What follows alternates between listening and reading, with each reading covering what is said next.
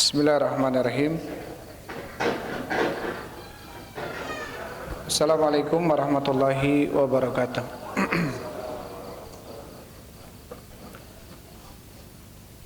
Alhamdulillahilladzi arsala rasulahu bil huda wa dinil haq liyudhhirahu 'alad dini kullihi wa kafa billahi syahida. Wa asyhadu an la ilaha illallah wahdahu la syarika lah iqraran bihi wa tauhida wa asyhadu anna Muhammadan abduhu wa rasuluh. Allahumma shalli wa sallim ala nabiyyina Muhammadin wa ala alihi wa ashabihi ajmain, amma ba'd. Ikhwan wa akhwati fillah hafizakumullah, Bapak Ibu jamaah salat maghrib yang sama-sama mengharapkan ridha Allah Subhanahu wa taala. Alhamdulillah, insyaallah kita lanjutkan pembahasan kita dalam kajian kitab Riyadhus Shalihin karya Imam Nawawi rahimahullahu taala. Kita masih di dalam Kitabul Adab dan masih di dalam Adabut Ta'am. Terakhir kita sampai ke babu karahati syurbi min famil kirbah, atau terakhir kita sampai ke bab adabi syurbi wastibabi tanafusi thalasan, bab adab atau etika seseorang ketika minum dan disunahkannya bernapas 3 kali di luar gelas atau bejana. Dan ini sudah kita bahas ya, tentang seseorang tidak meminum air minum dari gelas seperti minumnya seekor unta. Artinya 1 kali napas beberapa tegukan gitu. Maka sebaiknya 2 tegukan, 3 tegukan bernafas. 2 tegukan, 3 tegukan bernafas. Ini sudah kita bahas ya. Kita masuk ke bab setelahnya. Qala Imam Nawawi rahimahullahu taala, berkata Imam Nawawi rahimahullahu taala, babu karahati syurbi min famil kirbati, bab karahah. Karahah ini makruh, dibenci. Asyurbi minum, min famil kirbah, dari mulut kirbah, tempat menyimpan air.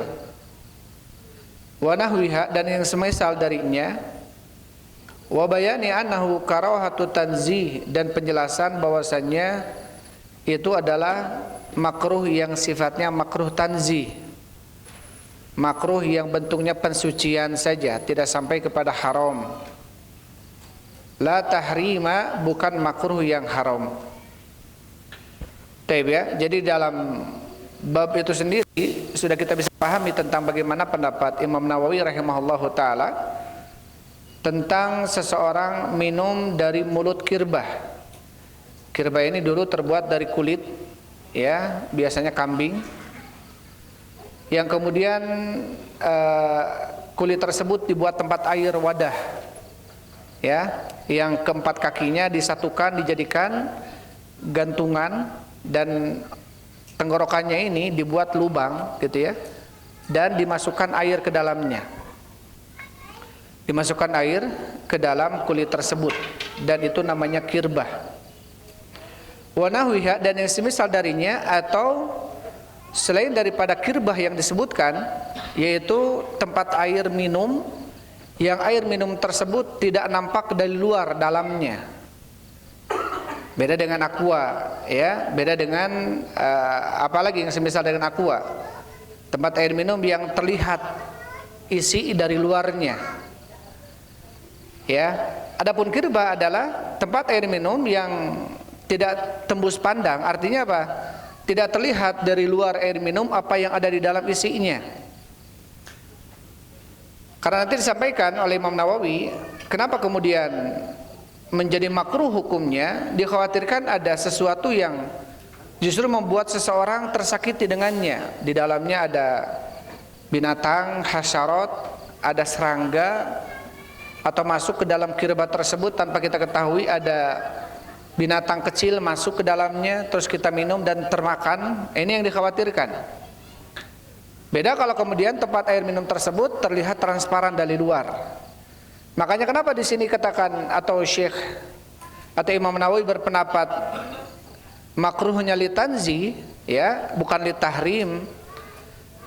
Karena ketika ilatnya itu tidak ada, artinya apa? Seseorang bisa mengetahui di dalam kirbah itu tidak ada sesuatu, atau kita tahu air minum ini isinya betul-betul air, tidak ada yang membahayakan, maka ketika itu menjadi boleh. Karena pernah Rasul juga meminum langsung dari mulut kirbah. Taib, itu penjelasan ataupun itu yang kita sampaikan dari bab yang dibawakan oleh Imam Nawawi, ya, rahimahullahu taala. Artinya makruhnya adalah litanzih. Makruhnya litanzih. Apa maksudnya litanzih? Bentuk pensucian. Mensucikan dirinya. Ya. Mensucikan dirinya. Taib, artinya ketika seseorang menjauhkan diri dari amalan ini, maka ini bentuk pensucian terhadap diri. Orang tersebut sebagai seseorang yang iffah, menjaga dirinya dari hal-hal yang dikhawatirkan jatuh kepada makruh yang dibenci atau makruh yang litahrim gitu. Taib. Di dalam hadis ini atau di dalam bab ini ada beberapa hadis yang dibawakan oleh Imam Nawawi. Ada 3 hadis, ya, dalam bab ini. Al-hadithul awal, hadis yang pertama, An Abi Sa'id Al-Khudri radhiyallahu anhu, dari Abu Sa'id Al-Khudri semoga Allah meridainya. Qala, berkata, naha Rasulullah sallallahu alaihi wasallam, telah melarang Rasul sallallahu alaihi wasallam an ikhtinasil askiyati, untuk melakukan al-ikhtinas terhadap al-askiyah. Askiyah ini tempat minum. Al-ikhtinas yakni antuk saro afwahuha, ya, dengan cara apa? Dengan cara meminum langsung dari mulutnya, wa yushraba minha, dan meminum darinya. Muttafaqun alaih, hadis ini sepakat Bukhari dan Muslim. Taib. Hadis yang pertama ini dari sahabat Abu Sa'id Al-Khudri, ya. Masih ada yang ingat nggak siapa Abu Sa'id Al-Khudri ini? Namanya Sa'ad bin Malik bin Sinan. Sa'ad bin Malik bin Sinan, Abu Sa'id Al-Khudri. Jadi Sa'ad bin Malik ini ada 3 sahabat yang namanya Sa'ad bin Malik. Ada Sa'ad bin Malik bin Sinan, Abu Sa'id Al-Khudri. Ada Sa'ad bin Malik Abu Sahal As-Sa'idi. Ada Sa'ad bin Malik Sa'ad bin Abi Waqqas, Abu Muhammad Sa'ad bin Abi Waqqas. Jadi Abu Sa'id ini namanya Sa'ad bin Malik. Kalau kita lihat dalam rawi sahabat Sa'ad bin Malik ini ada 3 Sa'ad bin Malik. Yang pertama Sa'ad bin Malik Abu Sa'id Al-Khudri. Yang kedua Sa'ad bin Malik Sa'ad bin Malik bin Sinan, Taib ini Abu Sa'id. Ada Sa'ad bin Malik Abu Sahal As-Sa'idi. Ada juga Sa'ad bin Malik Abu Muhammad Sa'ad bin Abi Waqqas. Namanya juga Sa'ad bin Malik. Taib, namanya Sa'ad, bapaknya juga Malik, gitu ya. Jadi ada beberapa nama para sahabat yang menamai anak dan bapaknya sama gitu. Beliau mengatakan, nah Rasulullah sallallahu alaihi wasallam, telah bersabda Rasul sallallahu alaihi wasallam, atau telah melarang Rasul sallallahu alaihi wasallam untuk ikhtinas terhadap al-askiyah, terhadap tempat minum, yakni antuk saro, yaitu mematahkan, menghancurkan afwahuha, mulut tempat minum tersebut, dan meminum darinya. Artinya apa? Tidak menuangkan air di tempat minum tersebut kepada gelas, tapi langsung minum darinya. Ini yang pertama larangan, ya. Ini yang pertama larangan. Karena di sini kata Abu Sa'id, naha, Rasul melarang. Ya. Jadi setiap kali ada larangan dalam Al-Qur'an, firman Allah ataupun dalam hadis sabda Rasul sallallahu alaihi wasallam, maka larangan tersebut hukumnya haram untuk kita lakukan. Karena an-nahyu yadul ala tahrim. Larangan tersebut menunjukkan kepada pengharaman. Taib. Jadi asal hukumnya haram. Kemudian hadis yang kedua, nanti kita baca dulu, kemudian kita bacakan penjelasan Syekh Utsaimin. Kemudian hadis yang kedua, wa Nabi Hurairah radhiyallahu anhu qala, dari Abu Hurairah semoga Allah meridainya, qala berkata, naha Rasul sallallahu alaihi wasallam an yushraba min fi siqa awil kirbati, muttafaqun alaih. Di dalam hadis ini Abu Hurairah mengatakan bahwasanya Rasul sallallahu alaihi wasallam melarang untuk meminum langsung dari mulut siqa, tempat minum. Artinya baik teko siko ini atau kirbah. Kirbah ini adalah tempat menyimpan air yang terbuat dari kulit, yaitu kirbah. Kirbah itu tempat menyimpan air yang terbuat dari kulit. Atau mungkin sekarang kayak apa nih? Kayak yang kalau disimpan air panas diletakkan di badan yang sakit itu apa? Kempis. Ya jika kempis gitulah kurang lebih. Ya, intinya apa? Ketika air minum kita masukkan ke sebuah tempat yang tempat tersebut tidak menerawang, artinya tidak bisa terlihat dari luar isinya, maka hukum minumnya adalah makruh sampai betul-betul diketahui di dalamnya aman, sampai betul diketahui di dalamnya minuman tersebut aman, ya, baik dari binatang atau dari sesuatu yang bisa membahayakan badan atau tubuh. Seperti aqua misalkan, ya. Aqua terlihat dari luar isinya, airnya jernih, kotor, ada binatang atau tidak gitu ya. Yang kedua, ini hadis ini yang kedua, masih dalam hadis ini juga apa? Abu Hurairah mengatakan naha Rasul, artinya Rasul melarang, berarti menunjukkan tentang haram minum dari mulut kirbah, tempat air minum dari mulut tekonya, mulut kendi, mulut kirbah, mulut tempat minum yang tidak terlihat dari luar isinya, baik terbuat dari kulit kirbah atau terbuat dari karet misalnya seperti kempis atau apa namanya yang buat sakit yang bisa diisi air panas itu, termos? Enggak, yang terbuat dari karet itu yang bisa disimpan di badan, yang biasa disimpan diletakkan di badan kita yang sakit. Lain. Kalau kita sakit, orang tua sakit biasanya pakai air panas, si karet itu disimpan di dina tempelkeun dina ieu geuningan. Naon sih? Taib jerigen merenya. Jadi intinya dua hadis ini dua-duanya naha Rasul, artinya melarang. Ya, jadi kalau kita kembali hukum kepada kaidah usul fikih bahwasanya naha di sini larangan berarti hukumnya haram. Sahabat Abu Hurairah, masih ingat siapa Abu Hurairah namanya? Abdurrahman bin Sakhar. Jadi Abu Hurairah ini namanya Abdurrahman bin Sakhar. Berselisih para ulama, ya, sampai beberapa nama. Ada yang mengatakan Abdullah, ada yang mengatakan Abu Hurairah juga sebagai nama, tapi yang benar adalah Abdurrahman, ya, bin Sakhar. Di dalam hadis Abu Hurairah ini pun apa? Bahwasanya Rasul melarang. Ya, Rasul melarang.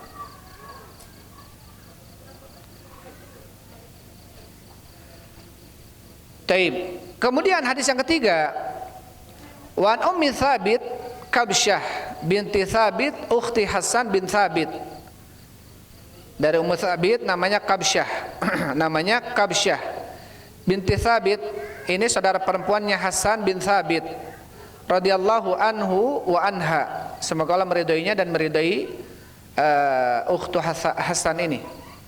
Qalat, berkata Kabsyah, dakhala alayya Rasul sallallahu alaihi wasallam, masuk kepada kami Rasul sallallahu alaihi wasallam, fasyariba min faisiqa atau fasyariba min fail kirbati min fi kirbati muallaqatin qaiman. Jadi kata Kabsyah, masuk kepada kami Rasul sallallahu alaihi wasallam, ketika masuk kemudian apa? Minum dari mulut kirbah. Muallaqatin, mulut kirbah, kirbah yang tergantung. Kirbahnya tergantung di rumah Kabsyah, Ummu Thabit, ya. Dalam kondisi apa? Kirbahnya tergantung. Kemudian ketika Rasul masuk, Rasul meminumnya. qaiman, dalam keadaan Rasul berdiri meminumnya, langsung meminum dari mulut kirbah. Faqumtu ila fiha faqata'tuhu, maka aku pun bangkit menuju kirbah dan aku memotong mulut kirbah itu.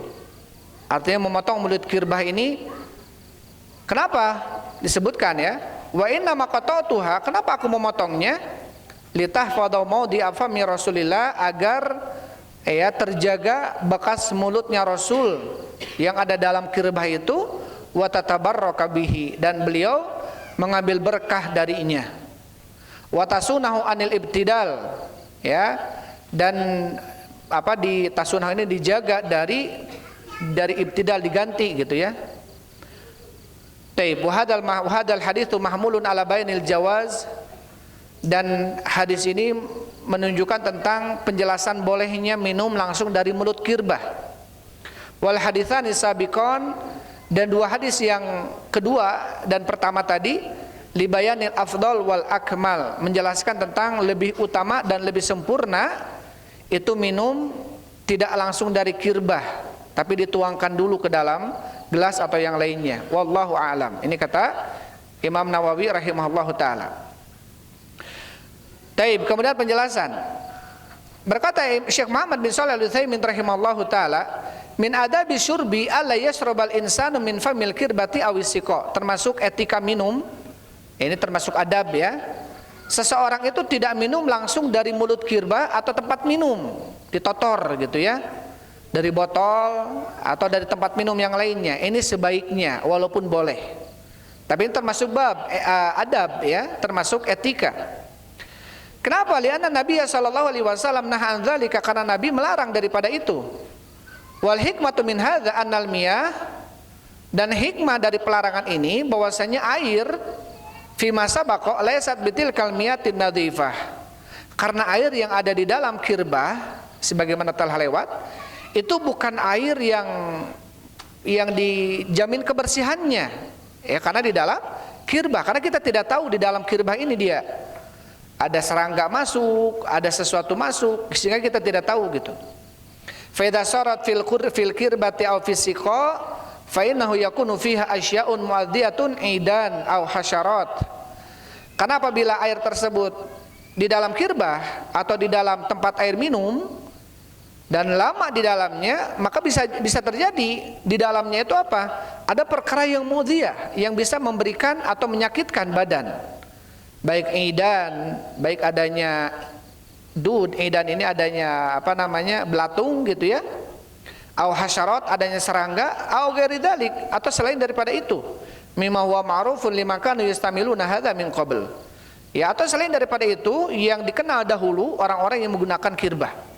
Jadi orang-orang yang menggunakan kirbah tentunya akan paham ya, akan paham mereka biasanya mengganti air minum tersebut untuk tidak mendiamkan air di dalam kirbah karena terbuat dari kulit ya, sehingga kalau air tersisa lama di dalam kulit ini akan berubah air tersebut, sehingga mereka biasanya menuangkannya, membuangnya ya, tidak mendiamkan air tersebut lama di dalam kirbah.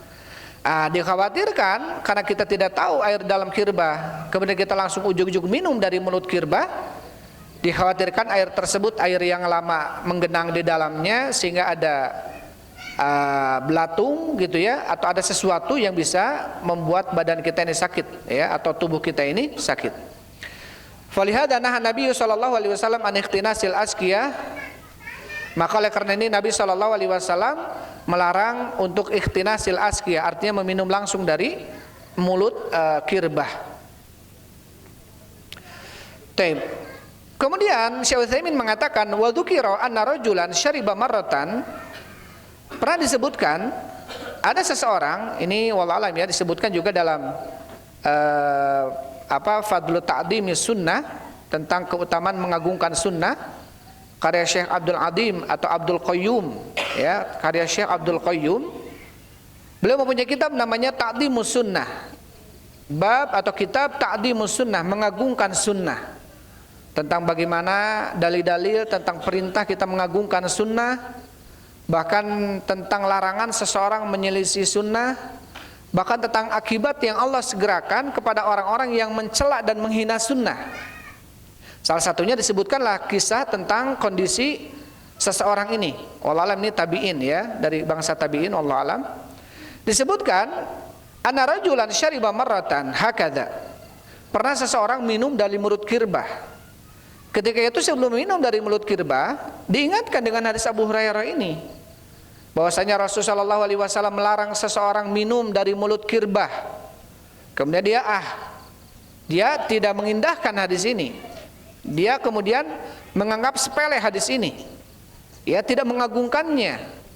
Tapi ujung kemudian dia meminumnya langsung. Diingatkan, dikhawatirkan begini dan begitu, tapi dia tidak mengindahkan. Maka tatkala dia minum dari dari mulut kirbah tersebut, tatkala dibuka si mulut kirbahnya ini, fakharajat hayyatun minal kirbah, maka tiba-tiba keluar ular dari kirbah itu. Wa hadza la syakka annahu ala khatar. Tentunya ini tidak ragu bahwasanya ini adalah bahaya. Ya, imma antul dighahu aw tu'dhiyahu, bisa jadi si ular itu menggigitnya atau membuat dia sakit gitu. Ini salah satu ya. Lihada yanha anisyurbi min famil kirbah. Oleh karena ini Nabi SAW melarang seseorang minum langsung dari mulut kirbah. Walaysa min dzalika syurbi minas sunbur au minal jarrar allati yukhzinu fihal ma. Dan bukanlah larangan tersebut ya, minuman langsung itu dari sumur. Sumur ini tempat minum yang terlihat airnya. Atau jiror, kempis gitu ya. Allati yakhzinu fihal ma, yang bisa menyimpan air. Kenapa? Liana hadhihi ma'lumatan wa nadifatan. Karena air yang di dalam kempis sesuatu yang bisa terlihat airnya, maklumah, diketahui airnya, wa nadifah, dan airnya pun bersih. Artinya orang bisa tahu kalau air ini bersih. Ya. Misalkan kita melihat dalam aqua, walaupun sudah beberapa hari, kita masih bisa mengetahui air itu bersih. Karena terlihat dari luar. Fahuwa kasyurbi minal awani, maka hal ini tidak mengapa karena seperti minum dari gelas. Artinya apa? Artinya bisa dipastikan air tersebut bersih, tidak membuat badan kita malah menjadi sakit. Lakin dikatakan hunaka hajatun, akan tetapi kalau memang di sana ada hajat, ada kebutuhan untuk itu gitu ya, untuk minum buru-buru misalkan, fala ba'sa an yashrabal insanu min famil kirbah, maka tidak mengapa seseorang minum dari mulut kirbah, misal an yakuna muhtajan ilal ma' wa laysa indahu ina. Misalkan dia memang butuh minum dan dia tidak punya gelas gitu, mau nggak mau harus ditotor gitu ya. Fa innahu yashrabu min fil kirbah, maka ketika itu dia minum dari mulut kirbah. Ini nggak apa-apa kalau kondisinya seperti itu, karena Rasul juga melakukan itu ya. Tadi disebutkan Rasul melakukan itu.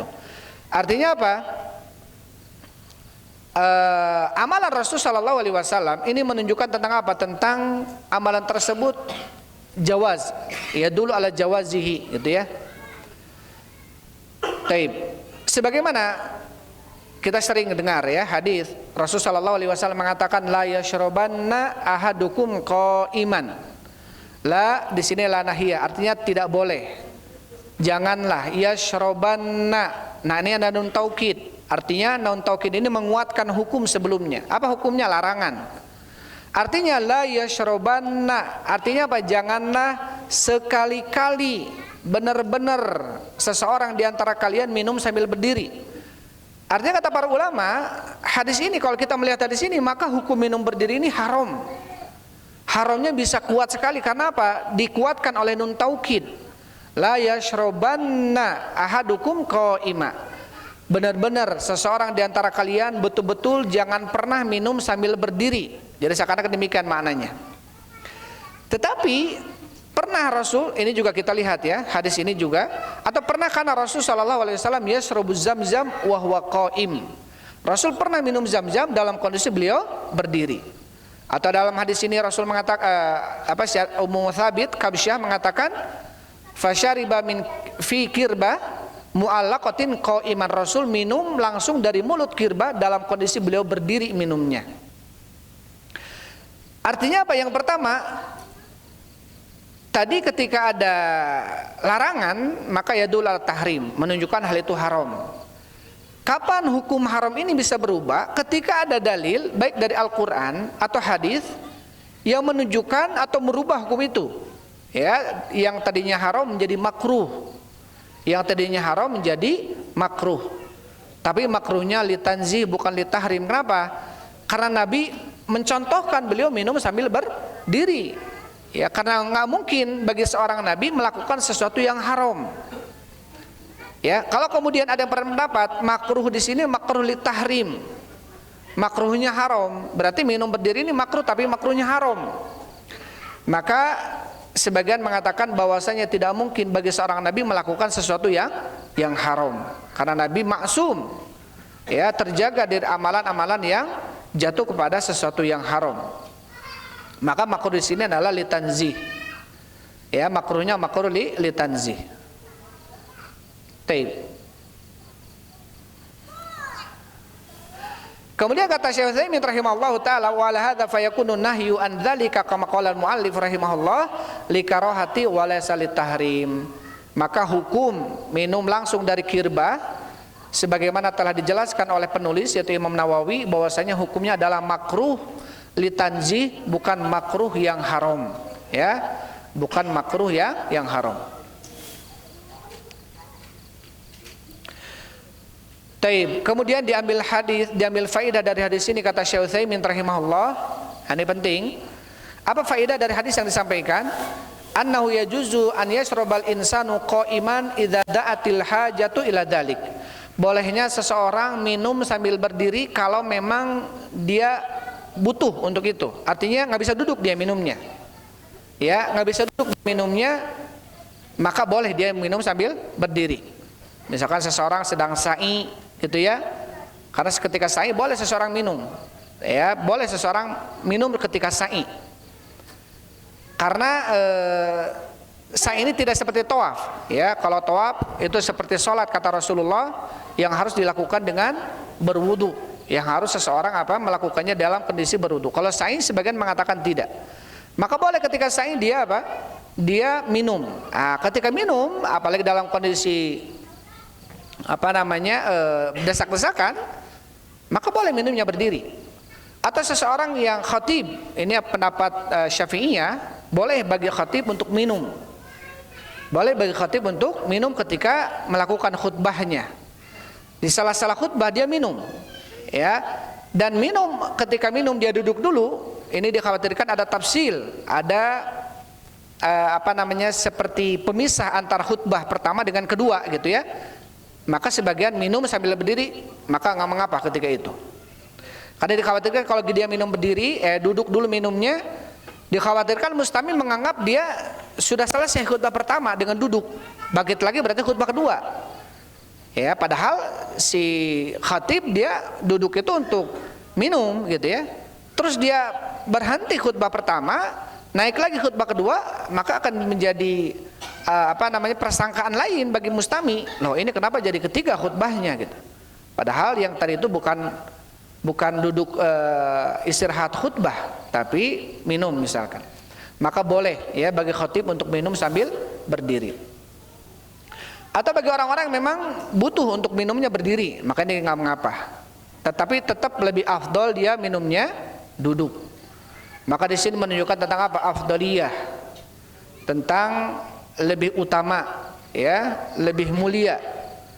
Bahkan kalau Ibnul Qayyim rahimahullah, beliau melihatnya dari sisi kesehatan, gitu ya. Duduk itu lebih beliau bahasakan itu lebih selamat kepada mi'dah, lebih aman kepada lambung, karena ketika minum berdiri si air akan langsung masuk ke lambung. Beda ketika seseorang sambil duduk minumnya, maka turunnya air akan lebih pelan-pelan ketika minum sambil duduk dan tidak akan membuat sakit seseorang.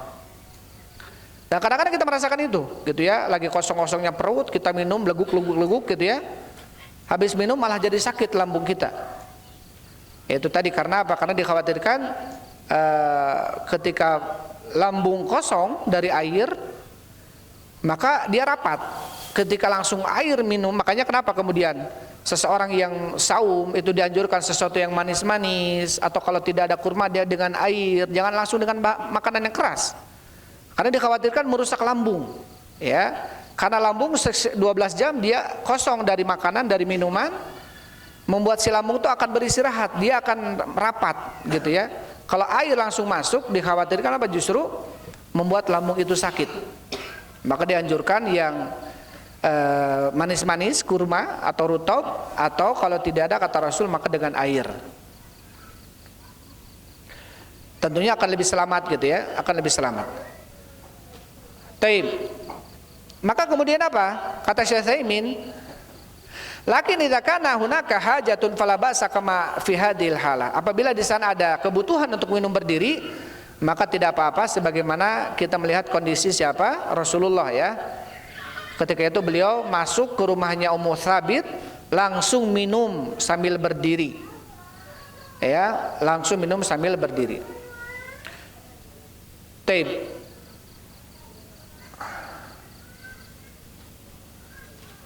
Kenapa kemudian Rasul minum sambil berdiri? Karena wal kirbatu mu'allaqatun, karena ketika itu kirbahnya tergantung. Wal mu'allaqatu takunu aliyatun anil qaidah. Sedangkan yang tergantung biasanya di atas gitu ya, susah seseorang untuk berdiri, untuk duduk ya. Dan beliau ketika itu tidak punya gelas, maka langsung minum sambil berdiri. Ini faedah yang pertama. Kemudian faedah yang kedua, kata Syekh Utsaimin rahimahullah, dalilun ala jawazi tabarruki bi athari Nabi sallallahu alaihi wasallam wa huwa kadzalik.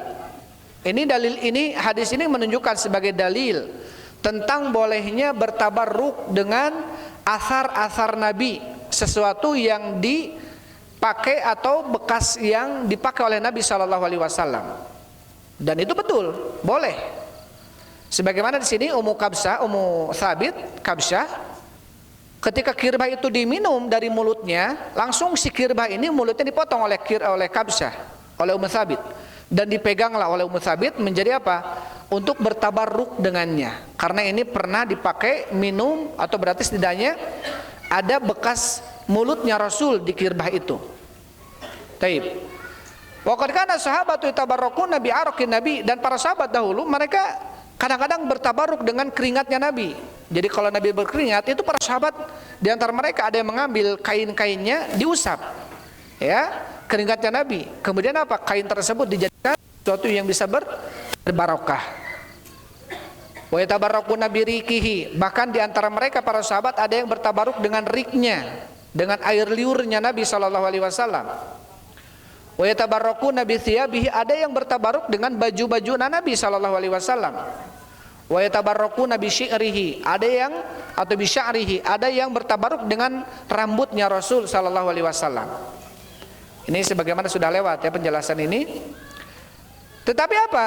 Amma ghairuhu sallallahu alaihi wasallam fa innahu la yatabarraku bi syai'in min hadza minhu. Adapun selain Rasul, siapa manusia yang terbaik setelah Rasulullah?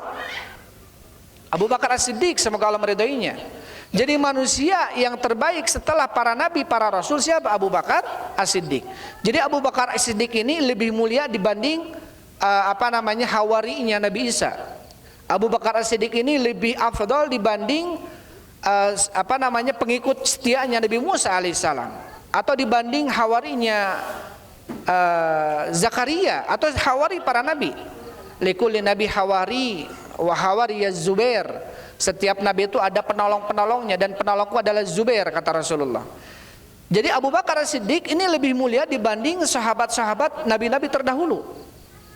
Tapi apakah kemudian ada riwayat para sahabat setelah Rasulullah mereka kemudian mengambil berkah kepada rambutnya Abu Bakar As-Siddiq, atau mereka berebut minum setelah minumnya Rasulullah setelah minumnya Abu Bakar As-Siddiq? Ini tidak ada, ya, tidak diriwayatkan. Berarti menunjukkan apa? Keberkahan zatiyah, keberkahan zat itu hanya ada pada diri Rasul Shallallahu Alaihi Wasallam. Selain Rasulullah nggak ada, dan harus, kalaupun ada yang mengatakan ini Habib ini ada, dari mana? Dalilnya mana? Gitu. Nggak boleh kemudian kita menetapkan sosok tertentu dia mempunyai keberkahan selain Rasul, kecuali ada dalil, ya, kecuali ada dalil. Pernah ada yang disebutkan dengan Uwais Al-Qarni. Itu pun keberkahan beliau dalam doanya, bukan berarti berebut dengan bekas minumnya Uwais, bukan, tapi berebut doanya Uwais. Kata Rasul sallallahu alaihi wasallam, ya'tikum fi sayati fikum Uwais min bani Qarad min bani Qaran. Akan datang kepada kalian Uwais, dia dari Bani Qarad, dari Bani Qaran, artinya dari Yaman, Uwais Qarni. Ketika itu Umar bin Khattab, semoga Allah meridainya, ketika beliau menjadi khalifah, ketika datang gazarat-gazarat Arab, Yaman yang melakukan haji ketika itu, teringat dengan hadis Rasul sallallahu alaihi wasallam bahwasanya akan datang nanti Uwais. Ya, akhirnya diperiksa oleh siapa? Oleh Umar bin Khattab, kafilah Yaman ini. Ditanya di antara mereka, siapa di antara kalian yang dari Bani Qaran? Kemudian ditunjukkan di sebelah sana. Kemudian ditanya lagi, Bani Qaran, iya. Siapa di antara kalian yang tahu dengan Uwais? Tidak ada seorang pun yang tahu. Kata Umar bin Khattab, Uwais ini diceritakan oleh Nabi, beliau ini apa? Mempunyai penyakit apa? Albino, ya. Dia mempunyai penyakit apa? Penyakit belang. Tapi kemudian semuanya sembuh. Ila maudhi'ud dirham, kecuali sebatas dirham ini. Kemudian ada yang ingat dan diceritakan bahwasanya Uwais ini pernah berpenyakit itu belang gitu ya. Kemudian menunjukkanlah bahwasanya ada sosok Uwais. Kemudian diminta oleh Umar bin Khattab agar apa? Agar Uwais ini mendoakan Umar bin Khattab. Karena kata Rasulullah sallallahu alaihi wasallam, apabila di antara kalian ada seseorang menemui Uwais, maka mintalah kepada Allah agar mendoakannya untuk mengampuninya. Mintakan kepada Allah agar Allah mengampuninya. Maka kemudian Umar pun memintakan doa ini kepada Uwais. Kata Uwais, engkau ini sahabat, engkau ini lebih afdol dari saya, lebih mulia dari saya. Tapi karena Umar mendengar Rasul bahwasanya Uwais ini doanya mustajab, maka apa kemudian Umar minta sama Uwais, walaupun Umar lebih mulia jelas, jauh lebih mulia Umar dibanding Uwais. Tapi karena ini mah kekhususan gitu ya. Berarti menunjukkan apa?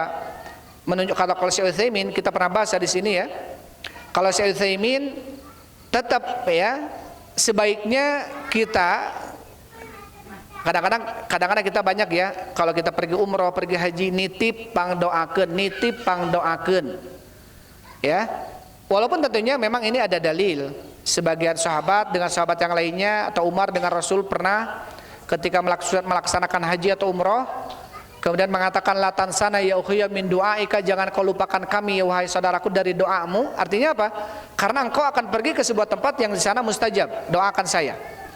Kalau Syekh Utsaimin rahimahullahu taala, maka tentunya kekhususan ini adalah kekhususan bagi orang yang memang sudah dipastikan doanya diijabah. Adapun kita pergi ke tanah haram, diijabah pasti enggak? Belum pasti. Belum ada kepastian diijabah. Tapi setidaknya bentuk pengijabahannya lebih sangat mungkin karena di kita tempat yang suci di sana, gitu ya. Tapi kepastian diijabah enggak pasti. Kalau Uwais pasti diijabah. Karena memang kata Rasul dia pasti diijabah. Makanya Umar jauh-jauh mencari siapa? Mencari Uwais Al-Qarni. Kalau Syekh Utsaimin menganjurkan tetap kalau bisa kita yang meminta sama Allah. Kita langsung mengadu kepada Allah Subhanahu wa taala. Jangan kemudian kita nitip ke orang pang doakeun bari orang tengah doa gitu. Ini salah. Kecuali kalau kita mendapatkan sosok saudara kita pergi ke tempat yang mulia, kita minta didoakan, kita pun berdoa gitu ya. Maka ini tidak mengapa.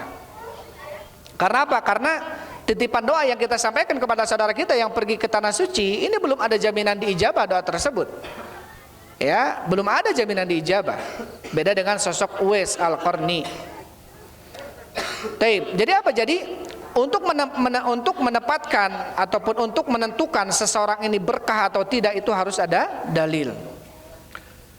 Sampai Hajar Aswad yang jutaan manusia itu banyak yang semangat pingin mencium Hajar Aswad.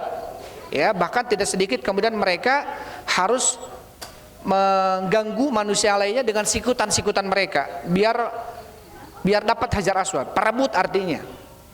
Padahal nyium Hajar Aswad hukumnya sunnah.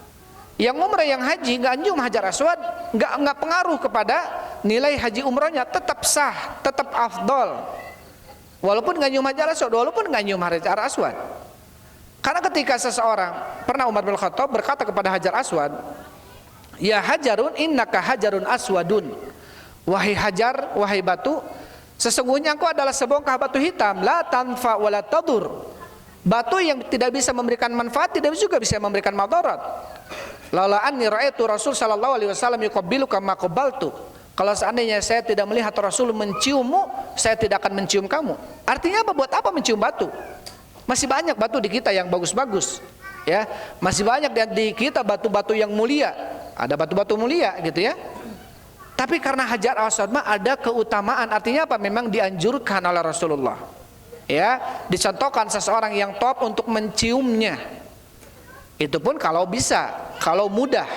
Kalau susah, tidak perlu seseorang apa kemudian memaksakan diri bahkan sampai kemudian jatuh kepada perkara yang haram, nyikut orang, dorong orang, akhirnya apa? Saling saling dorong-dorongan di sana. Bahkan pernah terlihat gitu ya, pernah saya melihat sendiri, itu di depan Ka'bah ada orang yang berkelahi karena perebut gitu ya. Padahal mencium Hajar Aswad sunnah, kelahi haram. Ya, kelahi haram. Maka ini tentunya jangan sampai kemudian kita berlomba untuk mendapatkan yang sunnah tapi malah menjatuhkan diri kepada yang haram. Ini sudah azan kayaknya. Taib itu 3 hadis ya, bab ini yang kita bacakan untuk malam ini.